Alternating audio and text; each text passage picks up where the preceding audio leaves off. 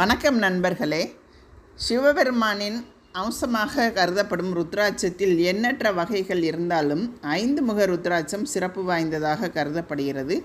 5 முக ருத்ராட்சத்தில் பஞ்சாட்சர மந்திரமாகிய ஓம் நமச்சிவாய என்னும் 5 எழுத்து இருப்பதாக ஞானிகள் கூறுகிறார்கள்.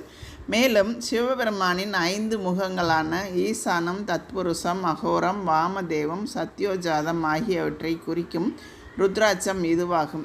இதை அணிந்து கொள்ள சிவபெருமானின் பரிபூர்ண அருளை பெற்று வெற்றியை அடைய முடியும். அதன் அதிபதி குரு பகவான் ஆவார்.